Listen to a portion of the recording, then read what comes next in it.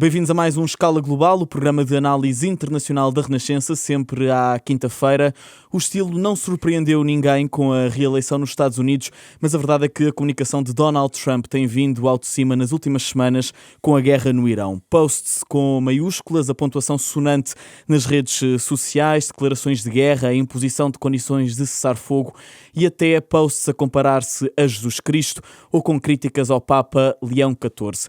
Afinal, Donald Trump veio ou não mudar a comunicação política a nível mundial e a geopolítica vai ou não passar a fazer-se nas redes sociais? São perguntas para respondermos hoje.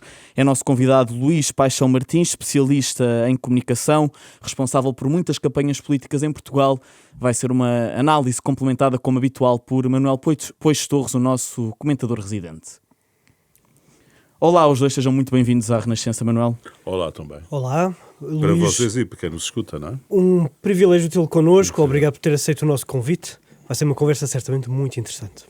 Luís, no primeiro mandato, Donald Trump surpreendeu pelo estilo agressivo, recheado de ameaças. No segundo mandato continuam as ameaças, mas agora concretiza-as um pouco mais, por exemplo, com a guerra no Irão. Era expectável na sua leitura, primeiro o ensaio, depois a concretização? No primeiro mandato não havia expectativa da parte dele, ou seja, ele não estava preparado para ser presidente dos Estados Unidos, nem aqueles que mais tarde vieram apostar nele apostavam nele, e portanto não havia, digamos, um programa de ação como aconteceu em relação ao segundo mandato, em que já havia essa expectativa. Nós não podemos dizer que não estávamos preparados para o que aconteceu. Provavelmente as pessoas não acreditavam que ia acontecer aquilo que estava a ser dito que ia acontecer, não é? Aliás, na campanha eleitoral, a opositora de Trump fartou-se de dizer o que é que ia acontecer. As pessoas é que acharam que era mentira, que era impossível, não é? E, no entanto, o programa que está a ser feito é esse. Portanto, não... E esta imprevisibilidade, na sua perspectiva, terá algum travão ou é mesmo um traço de personalidade? Eu acho que há ali uma questão central, se nós queremos pensar na presença de Donald Trump, e é talvez uma maneira simples, ou simplista, ou simplória, como quiserem de pensar, mas aquilo é televisão, não é? Não é política. Quer dizer, hoje em dia a administração Trump é feita, é exercida, é produzida como se fosse um canal de televisão, não é? Tem lá a sua equipa. Eu acho que as pessoas muitas vezes não retiram as conclusões que deviam retirar daquilo que veem. A sala oval é uma sala de trabalho onde trabalhava o presidente dos Estados Unidos, não é? Com a sua mesa onde tomava decisões, como a de Macron em França, a de Meloni em Roma, a do nosso primeiro-ministro, do nosso presidente da República. Nunca nós estamos nas salas deles a acompanhar o processo de decisão. Porquê? E porquê é que isso acontece na sala oval dos Estados Unidos? Porque aquilo não é uma sala, é um estúdio de televisão. Ou seja, a primeira medida que Trump tomou, quando tomou posse como presidente dos Estados Unidos, ele e a equipa dele, foi transformar a sala executiva da presidência dos Estados Unidos num estúdio de televisão.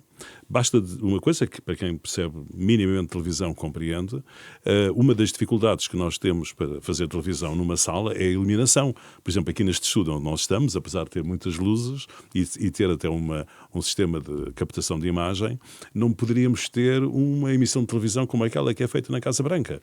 Portanto, para dizer que a sala oval da Casa Branca foi transformada na luz, no som, no ambiente. As pessoas, quando entram para lá, maquilham-se como se fossem para um estúdio de televisão. Se nós pensarmos assim, aquilo é uma programação de televisão. Toda a presença americana é feita no sentido de provocar, tem que ter os estímulos para vários públicos. E se é uma programação também pode mudar consoante a audiência, consoante a popularidade. Sim, já vê essas alterações? Não é só isso, mas não é só isso. Há uma segmentação da audiência também.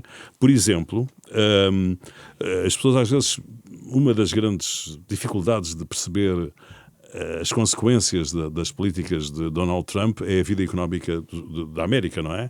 Ou seja, sendo ele aparentemente um defensor da vida económica, das empresas, da economia do Estado e das pessoas, das empresas e das pessoas, tudo aquilo que ele faz, ou quase tudo, tem efeitos negativos na economia real dos Estados Unidos. E essa imagem, essa percepção é errada, porque Trump não é um homem dessa economia. Trump é um homem da economia especulativa. Todos os apoios, aqueles que lhe pagaram campanha, que lhe pagam os negócios, quer nos Estados Unidos, quer fora dos Estados Unidos, vivem da economia especulativa. E ele trabalha e faz programação para a economia especulativa. Um exemplo, as pessoas que estudam o mercado de capitais, não é o meu caso, dizem sempre, as referências que ele faz, vai haver um cessar-fogo, não vai haver um cessar-fogo. Ou seja, ele provoca vários inputs, várias informações, vários dados que têm como objetivo a operação de negócios na Bolsa. Não é? À sexta-feira à tarde, antes da Bolsa fechar, para depois aquilo ficar, durante o fim de semana é tudo desmentido, mas não interessa, depois passam uns dias e depois é segunda-feira, é outro mundo. E, portanto, nesse sentido, a operação que ele faz deve ser vista como uma operação de televisão. Se nós pensarmos assim, que aquilo é programação de televisão, compreendemos muito bem tudo aquilo que se passa, realmente. Manuel Poeixo Torres, está de acordo com esta visão, desta espetacularização do cargo de Presidente dos Estados Unidos, e isto é algo que ajuda ou desajuda Donald Trump na visão interna e também na visão externa? Essa é que é a questão. Essa é que é a questão, porque o que nós estamos a assistir é a personalização da política a um nível como nós nunca vimos até hoje. Mesmo no primeiro mandato de Donald Trump foi medir a temperatura da água. Sim, impôs o seu ritmo de batalha, impôs o seu ritmo político, tentou impor-se a tudo e a todos, e sobreviveu, para contar a história, mas mais do que nunca neste segundo mandato conseguimos ver os efeitos reais, palpáveis, daquilo que é uma comunicação, umas vezes pensada, outras vezes no momento, e as consequências geopolíticas e os tremores que faz ecoar por todo o mundo, em função de um tweet, em função de uma imagem. Já vamos falar sobre imagens, não é? Mas a verdade é que Donald Trump foi criado sob uma filosofia de vencer, ganhar, atingir a vitória, não para se compreender, não para a materialização de algo depois da vitória, mas para mostrar que consegue ser o primeiro, que consegue atingir o primeiro lugar, ganhando contra tudo e contra todos. A vitória pela vitória. É um conceito bastante superficial, parece-me, e supérfluo. Porque a vitória deverá ser o enabler de algo mais, na construção de objetivos, de uma agenda política, de uma estratégia. É quase uma infantilização. Um pouco. Donald Trump o que mostra é que quer ser o primeiro. E faz dos Estados Unidos da América uma extensão da sua batalha pessoal por uma vitória política que é muito pouco filosófica e muito superficial. E, portanto, quando nós falamos de estratégia, nós temos que olhar para a estratégia do Pentágono e não para a estratégia do presidente americano. A estratégia do presidente americano está circunscrita àquilo que é uma batalha campal entre Donald Trump e os seus adversários diretos. Recorrentemente, Donald Trump recorre a anedotas, recorre a antigos encontros com Joe Biden sobre o autopen, sobre a sua fraca capacidade de mobilidade, sobre a sua fraca capacidade de articulação de ideias, quando ele próprio, quando Donald Trump está numa posição também ela um pouco difícil, especialmente hoje em dia, diz mais do que aquilo que quer dizer, e isso é evidente, e muitas vezes fica por dizer grande parte da mensagem, como foi também claro durante este encontro com o Rei Carlos. Portanto, parece que sim, trouxe o espetáculo para a Casa Branca, como dizia o Luís. Fez da Casa Branca um estúdio, mas talvez seja mais do que isso. Fez da Casa Branca um reality show. É um reality show. Até a própria saída de altos funcionários da administração de Trump, pessoas da sua confiança, Trump tem essa necessidade até de ridicularizar. Mas o ridicularizar faz parte do programa com grandes audiências que tinha nos Estados Unidos e que constantemente, todas as semanas, despedia alguém do board desse show fictício de forma a chegar até àquele que conseguiria sobreviver ao final de tantos desafios. Mark Singer, um famoso jornalista americano nos anos 90, quando teve que fazer o perfil psicológico de Donald Trump, escrevia que Donald Trump é um grande ator, mas que é um ator que consegue consegue vestir as vestes de ator sem qualquer tipo de tribulações de uma pessoa com uma alma. Ou seja, Donald Trump é uma pessoa sem alma, dizia ele. Eu não vou tão longe, mas a verdade é amoral, não é? A verdade é que vemos ali conceitos que nos são, às pessoas, aos cristãos, às pessoas com os pés assentos na terra, que nos são absurdas, nomeadamente aquela imagem de Donald Trump vestido de Jesus Cristo. Mas, a moral muda normas éticas da sociedade ou sim, não chega lá? Deixa eu só fazer aqui um complemento. Há uma diferença entre a comunicação política e a comunicação que o Donald Trump faz. E tem um pouco a ver com a conversa do Manuel e aquilo que eu tinha dito antes, que é o seguinte. Quando nós pensamos em comunicação política, queremos controlar a narrativa. O Donald Trump está a pensar em televisão, que é uma coisa muito diferente. E, portanto, o controle da narrativa não é tão importante. Daí ele dizer coisas que não devia dizer. Ou seja, no fim do dia, até podemos fazer um balanço negativo do resultado da comunicação dele. Não é? Ou seja, mas isso para ele é irrelevante. Qual é a diferença entre um meio de comunicação social e um agente de comunicação? O meio de comunicação social vive da audiência. Não está preocupado com o controle da narrativa. Um agente de comunicação está preocupado com o controle da narrativa. Pode ter menos audiência, mas o que é importante é que aquilo que seja percebido pela audiência corresponda ao seu objetivo. Donald Trump não é um agente de comunicação, é um meio de comunicação. É essa que é a grande diferença entre Macron, ou Biden, ou Obama, ou Meloni e Trump. É que todos são agentes de comunicação e ele não é. Exatamente. Ele é um meio de comunicação. E esta doutrina muda tudo. É isto mesmo, porque em estudos e em disciplina militar existe um domínio de planeamento chamado Stratcom. Comunicação estratégica. E a comunicação estratégica extravasa claramente para o domínio político. E um chefe de Estado sabe exatamente qual é o objetivo primário, secundário, aquilo que tem que atingir com a sua comunicação. A comunicação política é feita para se atingir objetivos. Na filosofia e na doutrina de Donald Trump, a comunicação política é a sua. Não existe outra doutrina para lá da sua capacidade é um fim em si de expressar. mesmo. Exatamente, para lá de conseguir de expressar as suas próprias ideias. Não é um agente de comunicação, é uma diferença fundamental. Não é? O Luís falava até há pouco da questão amoral. Sim. Estas comparações de Donald Trump a Jesus Cristo, as críticas ao Papa Leão XIV, divide a pergunta em duas. Por um lado, foi um tiro no pé para uma grande fatia do eleitorado de Donald Trump. Ele corrigiu, não é? Ele passa a vida a corrigir o que faz, não é? Temos que ser justos, não é? Ou seja, por isso é que eu estava a dizer, ele não está muito preocupado com o controle da narrativa, nem com a identidade, com a sua persona política, está preocupado com as audiências, não é? Tudo o que ele faz tem de ser visto pelo share, não é? E ele conseguirá controlar essas audiências eternamente ou vai cansar? Não sei, há uma coisa ali que há um ensinamento que nós devemos tirar e que até acho que é bastante positivo para nós na Europa, que é, provavelmente, Orbán perdeu as eleições na Hungria por causa do Trump. Também perdeu por causa da corrupção e de outros fatores que não estão muito na agenda internacional e que provavelmente foram mais internos e que foi talvez o que mais mobilizou os eleitores. Mas há uma coisa que também é verdade. Ou seja, a linha política mais próxima daquilo que é a linha dos MAGA americanos, não é? Da linha de Trump, recebeu um grande balão de oxigénio, não é? Com a eleição de Trump e com a visibilidade que deu a essa linha política, mas hoje em dia está a ter um certo retrocesso, não é? Ou seja, sobretudo fora dos Estados Unidos, nos Estados Unidos vamos saber agora quando houver eleições intercalares, não é? As eleições intermédias em novembro.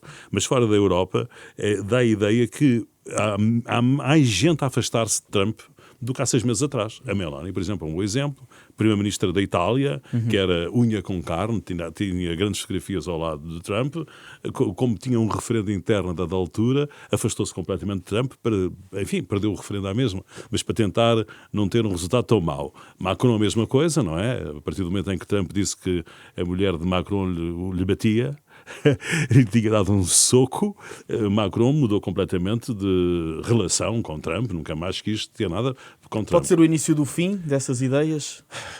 O início é uma inversão. Não sei se é do fim, não é? É uma inversão. Há ali um ambiente de crescimento, chamemos isto um populismo de direita, facilitar, para catalogar, há ali um crescimento e há uma fase de esvaziamento, e parece que estamos a assistir a uma fase de esvaziamento tal as repercussões comunicacionais da própria reputação e também do nível económico, não é? Que acaba sempre por ser um fator muito mobilizador dos eleitores. Precisamente... Só para acabar, claro. Esta amoralidade de Trump está a torná-lo um ativo tóxico, não é? Portanto, para fechar a resposta, ele é um ativo tóxico para grande parte dos líderes europeus. Eu até estou surpreendido porque o nosso primeiro-ministro Luís Montenegro, ainda recentemente, anteontem, fez umas declarações próximas daquilo que é a vontade do poder republicano dos Estados Unidos. Eu até fiquei surpreendido porque hoje em dia na Europa está a haver um afastamento em relação a esse ponto de vista, não é?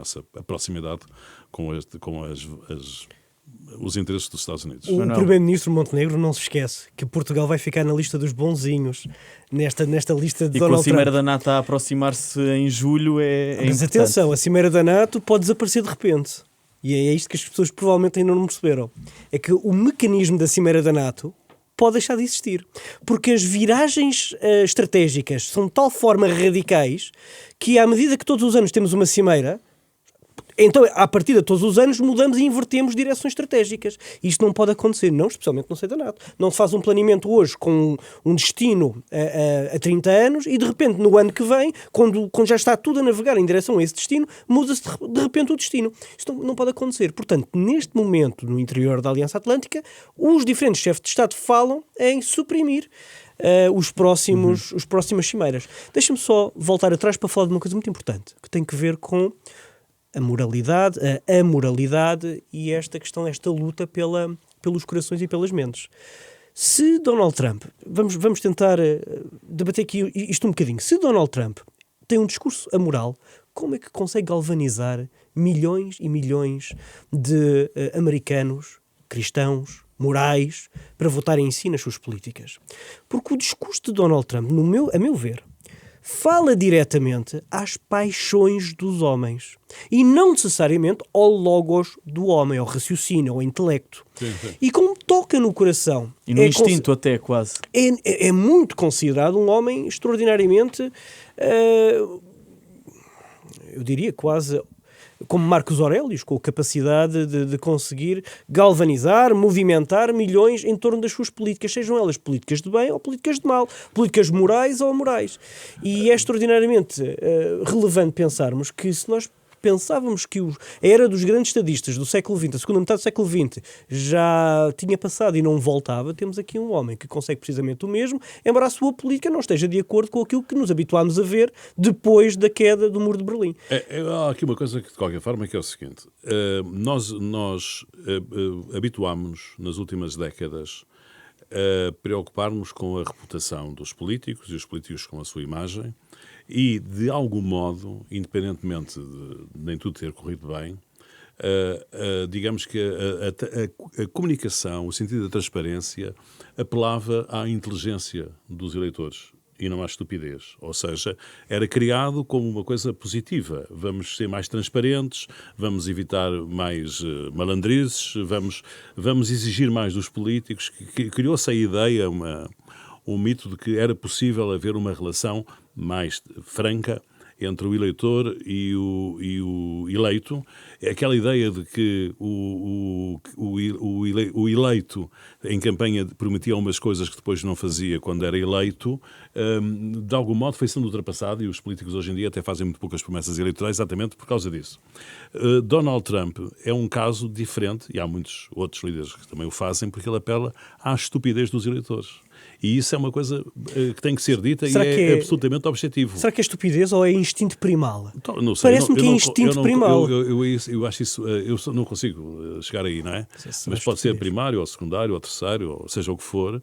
Mas, digamos, nesse aspecto não é o único, não é? Há várias correntes políticas que, no fundo, apelam ao mais animalesco, mais atrasado, mais que nós temos, não é? Sim, também em Portugal.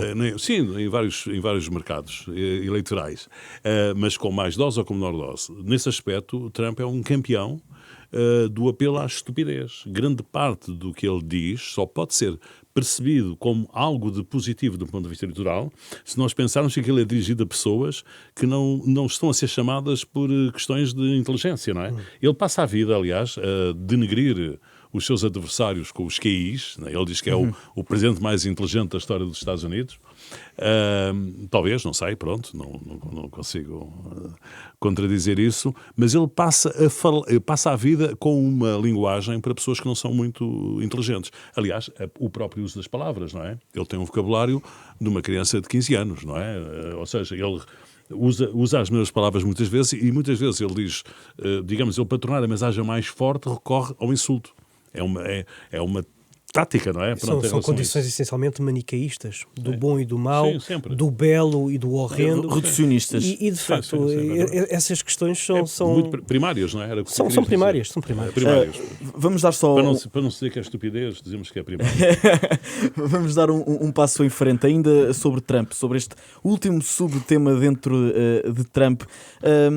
Luís Paixão Martins, para de alguma forma poder recuperar terreno que possa ter perdido com o prolongamento da guerra no Médio Oriente, a gestão feita por Donald Trump sobre a tentativa de ataque foi positiva? Teve bons resultados na sua visão?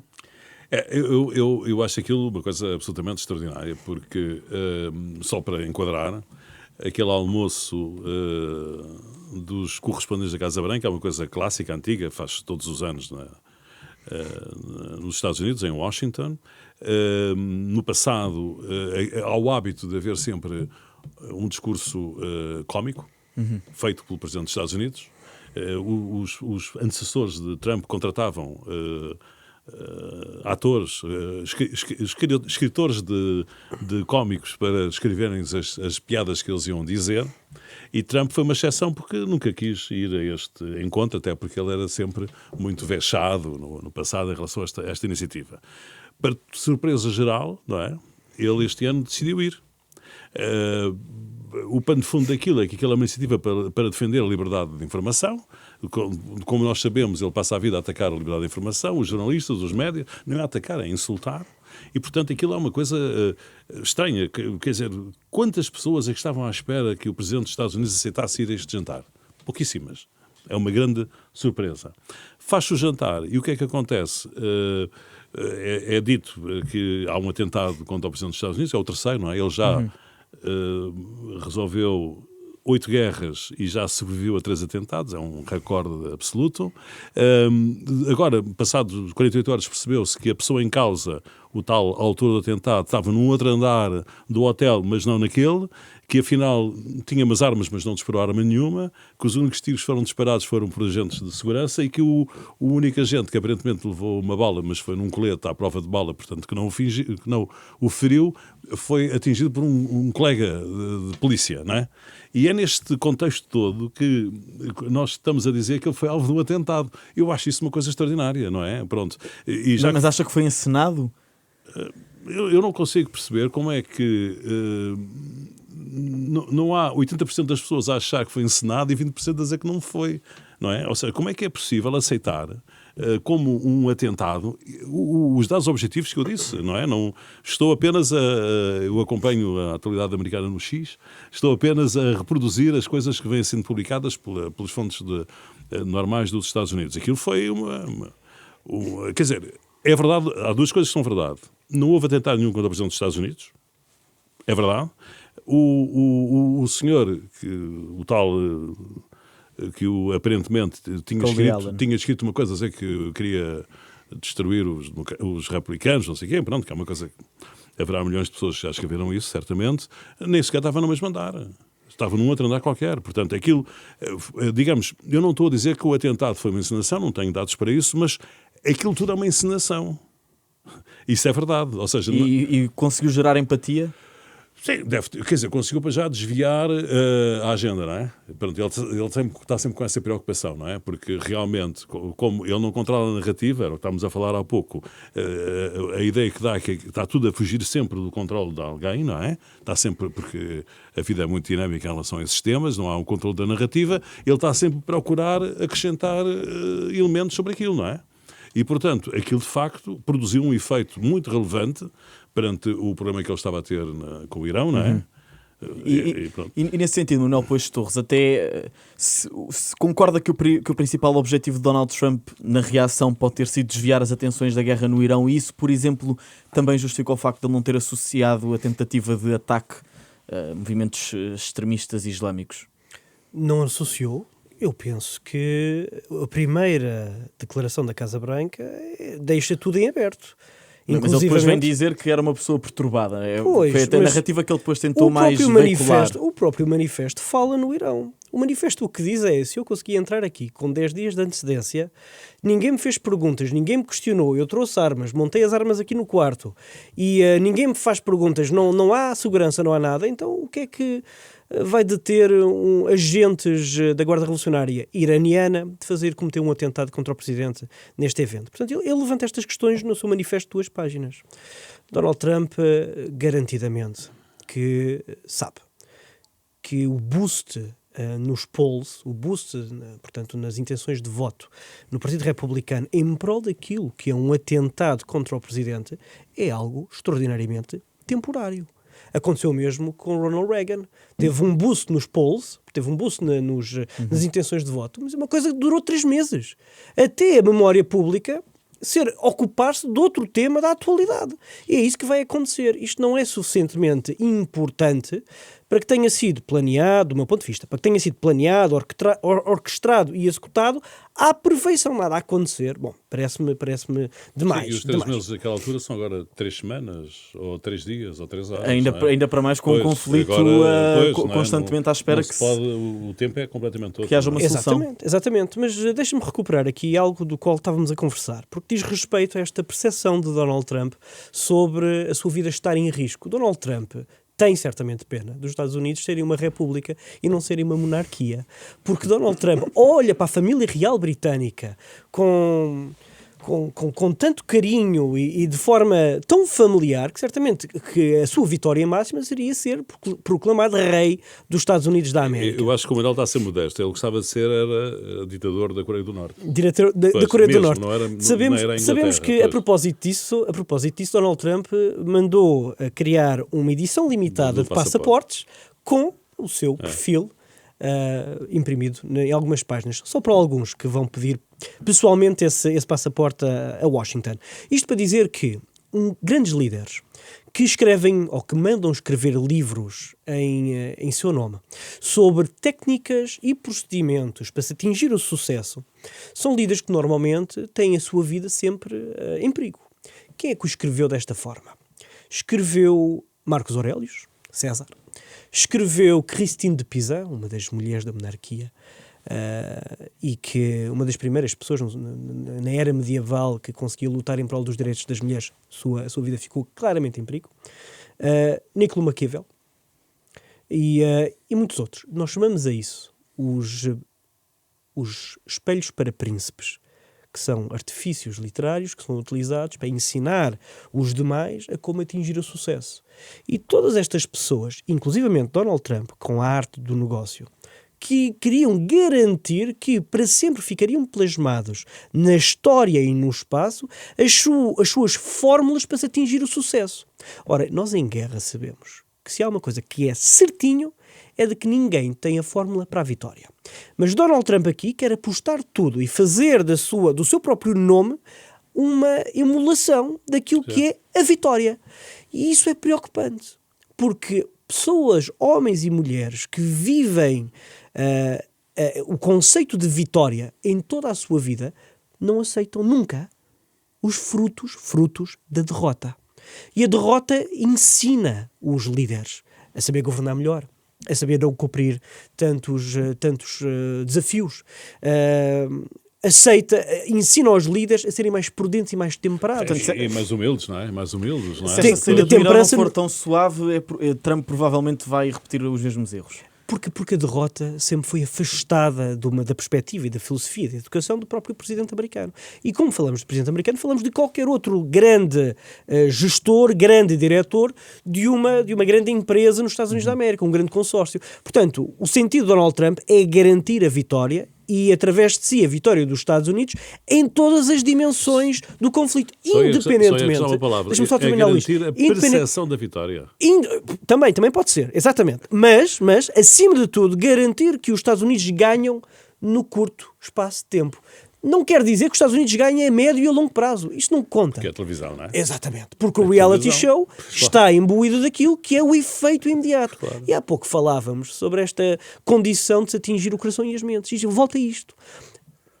Há 50 anos atrás as notícias chegavam por jornais e por rádio, depois por televisão e agora por redes sociais. As redes sociais, face ao anonimato do comentário, face ao anonimato e à privacidade e à opacidade de todo o espaço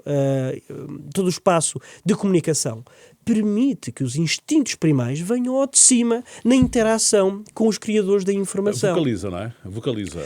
Mas vocaliza de um ponto de vista como a rádio e a televisão nunca o fizeram no passado. E as pessoas aqui não são nem inteligentes, nem racionais, são absolutamente primais. E Donald Trump sabe o que está a fazer. Sabe para quem está a falar. E com a idade que tem, compreender estas dinâmicas não é para todos. E daí o milagre de conseguir fazer o que fez. É um milagre da multiplicação mesmo. E nem vamos falar dos bots, que aí teríamos um programa inteiro. Antes de passarmos para outras potências geopolíticas que não os Estados Unidos, Manuel Peixoto Torres, deixa-me fazer-lhe ainda esta pergunta. O início da guerra, ainda antes dos bombardeamentos, deu-se muito nas redes sociais, como falávamos agora, perante os falhanços das negociações mediadas. A geopolítica nas redes sociais parece-lhe que vai começar a ser mais forte do que alguns fóruns diplomáticos. Sempre foram, desde que elas começaram a aparecer, que imediatamente foi identificadas as redes sociais, as diferentes redes de partilha de informação, inclusivamente ficheiros, como tecnologias emergentes disruptivas. Sempre foram. E esta é só mais uma, é uma delas. O problema é que as redes sociais, associado de outro tipo de tecnologias, torna-se um leviatã que neste momento é difícil de controlar. Estou-me a referir claramente à combinação de inteligência artificial com redes sociais, ou a criação de troll factories, a criação de fábricas. Sim, de fábricas, já, por não termos um nome melhor, a criação de complexos onde se geram a informação artificial com uma mensagem já estipulada e com o objetivo de conseguir corromper aquilo que é a liberdade de espaço democrático, de discussão democrática, com a função de atingir um único propósito. Mas há um aspecto positivo em relação a isto, e neste caso deste combate, desta guerra que os Estados Unidos e Israel estão a fazer ao Irão, é bastante evidente, que é, isto permite a todos os países, a todas as partes, terem um acesso de comunicação. Ou seja, o que nós vimos agora com a história do Irão é que não bastava ao presidente americano comunicar, porque tínhamos no mesmo plano, nas redes sociais, a comunicação dos responsáveis do Irão.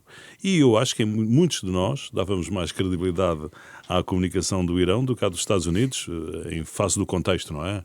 Ou seja... E se calhar de forma descrita também. Sim, do contexto, não é? Quer dizer, Donald Trump é um aldrabão, não é? E, portanto, falta-se escrever coisas que não são verdadeiras e, portanto, ninguém acredita muito naquilo que ele escreve. Enfim, ninguém é uma força de expressão, mas há muita gente que não acredita. E portanto, nesse sentido, uma coisa que até é um pouco surreal, se isto tivesse passado há 20 anos atrás, lembra-se, quando foi do Iraque, o responsável de comunicação do Iraque apareceu na televisão a dizer está tudo bem, não é? Numa altura em que estava a ser o país ocupado pelos Estados Unidos, e a malta ria-se dele, ainda hoje há memes do ministro da comunicação do Iraque com isso. Isso hoje não acontece, não é? Ou seja, os Estados Unidos perderam muita credibilidade e as pessoas não acreditam tanto como naquela altura acreditavam na comunicação da potência ocidental, não é? O mundo está mais confuso e isso permite também haver algum equilíbrio na comunicação, não é? É uma coisa boa que resulta hoje em dia das redes sociais, é essa. Está menos dependente, havia uma certa colonização pró-americana, pró-norte-americana nos médias ocidentais, não é? E hoje há mais equilíbrio em relação a isso, apesar das redes sociais, em grande parte, serem de propriedades de pessoas mega-milionárias americanas. Falava até da facilidade das redes sociais darem voz a todas as partes do conflito. Deixe-me perguntar-lhe muito rapidamente... a todas as partes do conflito, mas também a atores mais laterais, como por exemplo países europeus. Muitos deles têm sido muito críticos da posição de Donald Trump. Acha que isto é uma afirmação da soberania da Europa ou há aqui também algum taticismo político interno? Por exemplo, Espanha, Alemanha... Sim, da soberania da Europa não é, por uma razão simples, é que a posição não é comum. Não é? Ou seja, se houvesse uma posição europeia comum a todos os países, podíamos dizer, olha, aqui está a Europa a ter uma posição comum de soberania. Não é isso que acontece, não é? Cada um está a fazer como entende. Temos o caso mais evidente, que é o caso de Espanha, não é? Que Pedro Sánchez destacou-se na oposição a Trump, não é? No princípio parecia mais isolado do que agora. Agora, entretanto, foi feito um percurso, mas no princípio até parecia mais para sair do contexto nacional para um contexto internacional. Não é? Mas quer dizer, a posição da Europa não há. O que isto, aliás, mostra, nesse ponto de vista, para uma visão pessimista, talvez como a minha, é que, infelizmente, a Europa não tem uma posição em relação a este tema. E está enfraquecida? Enfraquecida não digo, porque, quer dizer, enfraquecida era preciso que as coisas estivessem a correr bem para os outros, não é? E também não estão, realmente, não é? Portanto, não pode dizer que está enfraquecida. É pena não ter sido como uma alternativa, como uma nova potência, etc. Não está a ser, não é? Do governo português. Até a própria Espanha, no fundo, aquilo que a Espanha tem feito há uma certa cumplicidade da China, não é? Não se olha para aquilo bem como uma autonomia estratégica da Europa, mas com um alinhamento, talvez uma criação de uma terceira via, mas muito distante, não é? Com o Brasil, a Colômbia e o México. São realidades muito distantes. Já lá vamos à China. Perguntava-lhe só em 10 segundos do governo português. Acha que tem sido uma postura comunicacional mais adequada? O governo português é um copycat dos interesses americanos, desse ponto de vista. Não tem... Eu acho que nós também não temos um grande peso como país. Às vezes temos algumas personalidades que se destacam, independente do país, não é? Não é o caso atual, não é? Nem o Primeiro-Ministro nem o Ministro dos Estrangeiros têm qualquer peso internacional e seguiram um caminho mais fácil, no fundo, que é de fazer uma réplica daquilo que é a posição dos Estados Unidos, talvez uma posição mais próxima do Pentágono do que do Presidente dos Estados Unidos, desse ponto de vista mais atlanticista do que trumpista. Exatamente. Sim, exatamente. Ou seja, há aqui Portugal... digamos, há algumas coisas que a gente tem que, digo eu, com algum pragmatismo, pensar. Aquilo que é bom para a Espanha não é bom para Portugal. Portanto, se a Espanha tiver uma posição mais assim, era bom para Portugal ter uma posição mais assado. No plano teórico... Sempre foi assim, não é? Exatamente, no plano teórico... Aquela velha rivalidade dos espanhóis. Para nós termos autonomia, não é? Para nós conseguirmos ter autonomia, temos de ser diferentes do parceiro maior. Isso é dos livros, digamos assim. E, portanto, isso está tudo certo. Portanto, há aqui uma ideia que Portugal ganha em ser mais atlantista, sendo ao mesmo tempo europeu. O problema é que a política de Trump é uma política que não é atlântica. E, portanto, quando Portugal está a associar-se à política da administração americana de Trump, não está a fazer atlantismo, está a fazer uma coisa muito diferente do atlantismo. E o governo pode não perceber isso. O atlantismo é uma coisa que, aliás, acho eu, é a primeira morte da presença de Trump, é a ideia do atlantismo. A ideia do atlantismo. Sempre que os grandes momentos de unipolaridade acabam por cair em decadência, os primeiros custos políticos disso são as alianças. Sempre. Foi assim com a Pax Romana. Foi assim com o grande império das Índias. Foi assim também com as grandes alianças americanas. E o grande aliado comercial a cair foi a China, nem foi os países europeus. Essa ligação comercial com a China está destruída. Querias fazer agora a passagem? Sim, precisamente para a China. Luís Paixão Martins, um relatório, vou citá-lo apenas como forma ilustrativa, mas um relatório da organização Carnegie Endowment mostra que a inteligência artificial na China é cada vez mais utilizada para facilitar a censura. Portanto, vai ser praticamente impossível alguma vez travar a narrativa veiculada por Pequim. Não, há uma coisa que nós, digamos, temos que pensar, estamos no século XXI e não podemos olhar para a comunicação da China, a censura da China, se quisermos, como se estivéssemos no século XX, não é? Ou seja, nós, sobretudo as pessoas mais velhas como eu, que viveram alguma coisa, na altura chamava-se exame prévio, já no meu tempo já não se chamava censura, e já que estamos na Rádio Renascença, a Rádio Renascença, por ser propriedade da Igreja, não tinha exame prévio, ao contrário dos outros meios de comunicação social que não eram da Igreja, mas, portanto, nós estamos habituados à ideia de exame prévio, de haver assim uma espécie de funil pelo qual entra o produto de informação e depois há um funil, eram os coronéis que selecionavam o que é que podia passar e o que é que não podia passar. Isso desapareceu completamente, nós estamos no século XXI.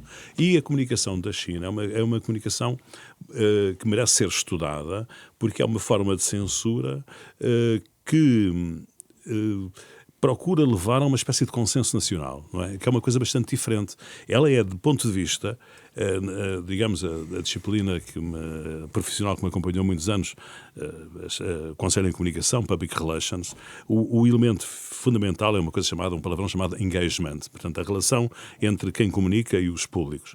Ora, a comunicação da China, a tal censura, não quer passar para o chinês, não estou apenas a tentar situar o debate. A questão da China é que eles conseguiram adaptar esse controle da comunicação ao século XXI, ou seja, as pessoas, eles eliminaram as redes sociais que a gente ocidentais? Sim, mas é um erro chamar ocidentais porque elas são norte-americanas, não é? Não são ocidentais, realmente. Porque não são convencionais. Sim, os Estados Unidos estão incluídos dentro do Ocidente. Sim, mas são, e lideram o Ocidente. Mas não são ocidentais num sentido, não representam só os Estados Unidos. Pronto, elas têm base nos Estados Unidos, infelizmente a Europa não tem, mas há de vir a ter, certamente, para conseguir ter alguma autonomia comunicacional. Mas sim, são ocidentais. Mas, portanto, eu tive na China, numa altura em que nós não podíamos googlar, mas podíamos ir ao Sapo. Pronto, só para ter uma ideia, o sapo, que é uma coisa pequena, eles, se calhar, na China nem sabiam que existia o sapo, nós podíamos fazer pesquisa no sapo e não podíamos fazer no Google. Portanto, não era bem ocidentais, eram as grandes redes sociais, as grandes plataformas norte-americanas. Eles, portanto, eliminaram-nas e criaram iguais, não é? Ou seja, semelhantes, chinesas, não é? As pessoas comunicam à mesma, não é? Não há censura prévia, nesse sentido. O que há depois é uma espécie de censura prévia, autocensura, não é? As pessoas vivem numa ditadura, reprimem-se para elas próprias, sabem que se publicarem alguma coisa que saia do controle da tutela política, têm problemas, não é? Mas, quer dizer, não há o coronel que proíbe antes de chegar à linha, porque hoje em dia, século XXI, o que é importante não é a comunicação, é a propagação. Enquanto que no século XX o que era importante era nós conseguirmos comunicar, era difícil. Hoje em dia todos nós conseguimos comunicar. O que distingue uns dos outros é a capacidade de propagação, não é a capacidade de comunicação. E o que é que eles fazem então? Fazem um filtro, não é? Em que eliminam os temas que não lhes interessam, escolhem os que lhes interessam e mobilizam recursos. Fábricas de bots, entidades digitais pró-oficiais, e fazem o quê? Fazem uma espécie de um exército que consegue fazer uma espécie de engenharia do consentimento, não é? Na versão do século XXI. Isso é, portanto, uma forma interessante desse ponto de vista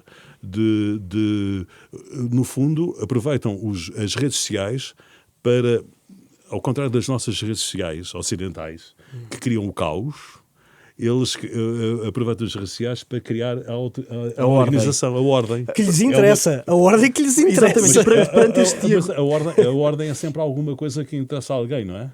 O caos também, não é? Mas a ordem do Partido Comunista Chinês, para nós, seria provavelmente uma desordem total. Mas perante este diagnóstico feito pelo Luís Paixão Martins de uma censura, de um controle da comunicação tão mais... Não quer passar por maoísta, nem um maoísta, nem xiista, não é? Estou só a descrever tecnicamente, estou a tentar descrever tecnicamente a operação, porque as pessoas às vezes não percebem que estamos no século XXI e continuam a pensar na censura como era no século XX, não é? Mas perante este diagnóstico mais sofisticado, a China poderá partir até de uma posição mais vantajosa se consubstanciar uma guerra com o Ocidente? A nível por já conseguir controlar a sociedade e ter uma forma tão fácil de controlar a narrativa. Alexandre, uma guerra de uma potência nuclear com outras potências nucleares tem um resultado inaceitável. Desastroso. Inaceitável. Exceto a Lua, não é? Exceto fora do planeta e provavelmente com outro tipo de rules of engagement. Mas não esquecer que a China, e eu comungo aqui desta análise, a China continua a ser uma ditadura comunista rica, mas é uma ditadura comunista. Do ponto de vista político, não do ponto de vista económico. Com certeza, do ponto de vista político. Não Mas do é ponto de vista um ponto de vista político que acaba por permear em todas as dimensões da sociedade. Não é? Olha, do ponto de vista político, do ponto de vista militar, que lá está, das informações, da sociedade, das infraestruturas, até do ciberespaço. Voltamos ao ciberespaço. A China criou duas coisas já há cerca de 10 anos. A Grande Muralha de Fogo, uma firewall em que filtra, e daí eu comungar com esta análise, filtra o que entra, mas também filtra o que sai. E o chamado Grande Canhão. O Grande Canhão é uma forma de injetar packages maliciosos em determinado tipo de requests para informação, vindos de sites americanos, vindo de servidores britânicos, vindo de determinado tipo de clientes que estão listados como potenciais desafios para o próprio Partido Comunista Chinês. O Partido Comunista Chinês está a criar, ou já criou, na verdade, o chamado Cyber Sovereignty, soberania do ciberespaço, onde é uma forma de erguer muralhas e de impor a sua própria lei a um ciberespaço, uma intranet chinesa, que tudo vê, tudo controla. Sim, claro. E tudo mastiga e destrói, em função daquilo que são os objetivos de Estado. E como estavas a dizer, com a inteligência artificial, não é? Porque também e agora ainda mais fácil. Trabalho que possa ser feito por humanos, não é? Pois, exatamente. Portanto, é extraordinariamente difícil percebermos uma guerra ou visionarmos uma guerra entre o Ocidente, nem que sejam os Estados Unidos da América, e a China. No entanto, não quer dizer que ela não aconteça. E o que esta guerra do Irão nos tem provado é de que mesmo potências nucleares que se colocam num desafio militar com potências quase nucleares conseguem competir de forma simétrica, não nuclear. E por isso é que nós vemos... Longe, não é? Há um problema de proximidade e de afastamento, não é? Mas o meu ponto não é esse. O meu ponto tem que ver com a competição não nuclear entre Estados Unidos da América e China, em que uma hipotética, um futuro cenário de guerra dá-se e vão-se bater certamente pelo controle dos diferentes ilhéus e recifes no Mar do Sul da China, de um ponto de vista meramente simétrico, sem escala nuclear. No entanto, para isto há uma necessidade, claro, do controle da informação. E por isso é que nós temos que falar sobre isso. E a forma como a China controla a sua informação no ciberespaço, através da cibersoberania, e a forma como os europeus não o fazem, nem os americanos, e não o fazem por um motivo muito claro, que tem que ver com a liberdade de expressão, First Amendment, a democracia, mas a União Europeia já começou... Deixa-me só dar este detalhe. A própria Comissão Europeia já começou a mostrar sinais de querer criar a sua própria soberania do ciberespaço. Ora, como é que a democracia morre? A democracia morre a partir do momento que começamos a imitar os mesmos procedimentos autocráticos de outras ditaduras. Isso não pode acontecer. Eu sou contra a criação de muralhas no ciberespaço. Mas Luís Martins, para terminarmos, 30 segundos... Eu só dizer então diga. Não, eu só dizer uma coisa, mas também não queria que fosse a última mensagem, que é o seguinte: muitos de nós, na minha geração e de outras, fomos criados a olhar para os Estados Unidos a partir da imagem que os Estados Unidos projetava, como um país avançado, o mais avançado no mundo, com uma pátria de liberdade, com cultura, etc. Os últimos anos dos Estados Unidos, e não tem a ver com Trump, a própria cinematografia, que é um ensinamento de muitos de nós, destruiu essa imagem, foi destruindo, não é? A realidade dos Estados Unidos. É interessante ver isso, essa comunicação do caos, que está a ser feita a partir dos Estados Unidos sobre eles próprios, com o que está a acontecer com a China, como tem uma capacidade de gerir a sua comunicação. Nós, quem acompanha hoje os inputs de comunicação, recebe todos os dias inúmeras experiências passadas nos Estados Unidos, com robôs assim, com carros assados, com pontos a coloto, com casas não sei o quê. Ou seja, a China está hoje a vender o sonho chinês ao mundo todo, usando os mecanismos das redes sociais, como os Estados Unidos venderam, usando os médias tradicionais, o cinema, a televisão, etc., há uns anos atrás.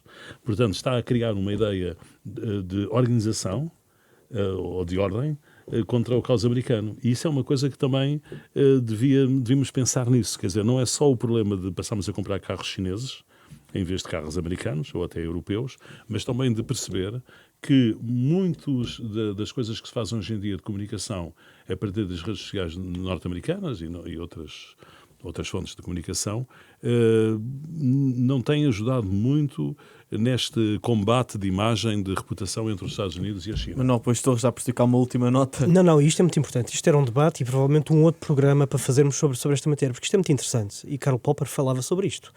A queda no relativismo, promovido muitas vezes pela premiação de socialismos e comunismos no seio da democracia, leva à destruição da sociedade. E é assim que nós conhecemos. Agora, a pergunta é, queremos uma ordem ou queremos uma sociedade ordenada em função de um poder centralizante, autoritário, ditatorial, ou preferimos abrir mão daquilo que será a segurança e abraçar uma democracia que, pela sua natureza, poderá ser desordenante e caótica? Estamos à espera da via europeia, não é? A via europeia é complexa.